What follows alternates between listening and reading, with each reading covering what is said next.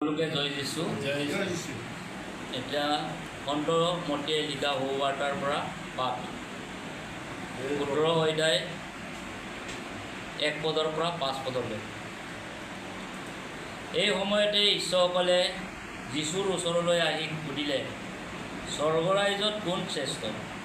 তেতিয়া যীশুৱে এটি ওচৰলৈ মাতি আনি তেওঁলোকৰ সন্মুখত থিয় কৰালে আৰু তেওঁলোকক ক'লে, মই তোমালোকক নিশ্চয়কৈ কওঁ, তোমালোকে মন সলনি কৰি শিশুবিলাকৰ নিচিনা নহ'লে কোনোমতে স্বৰ্গৰাজ্যত সোমাবলৈ নাপাবা। যিজনে সেই শিশুটিৰ দৰে নিজকে নম্ৰ কৰে তেওঁহে স্বৰ্গৰাজ্যত শ্ৰেষ্ঠ হ'ব।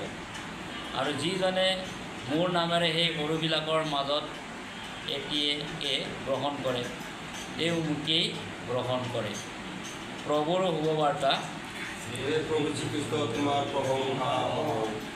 এই পাঠটো আমি যিটো পঢ়ি আমি বুজি পাওঁ, যেতিয়া আমাৰ যীশুখ্ৰীষ্টই শিষ্যসকলক লগ লৈ গাঁৱে ভূঞে গৈ প্ৰচাৰ কৰিছিলে, সেই সময়তে শিষ্যবিলাকে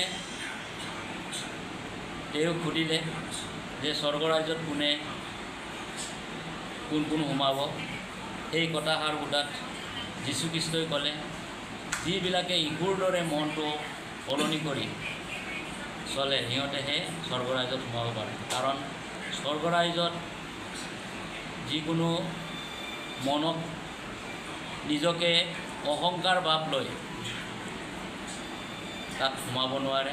নম্ৰভাৱে শিশুৰ মনৰ নিচিনাকৈ হ'ব লাগিব, যে শিশুৱে যেনেকৈ এতিয়াই কাজিয়া কৰি আকৌ এতিয়াই মিলা প্ৰীতিৰে আকৌ চলে, ঠিক তেনেধৰণৰ যীশুখ্ৰীষ্টই সেইকাৰণে এই শিশুবিলাকৰ লগত উদাহৰণ দি আমাক কৈছে যে আমিও যদি স্বৰ্গৰাজ্য পাবলৈ হ'লে শিশুৰ দৰে মনটো বদলি হ'ব লাগিব, তেতিয়াই আমি স্বৰ্গৰাজ্যত সোমাব পাৰিম।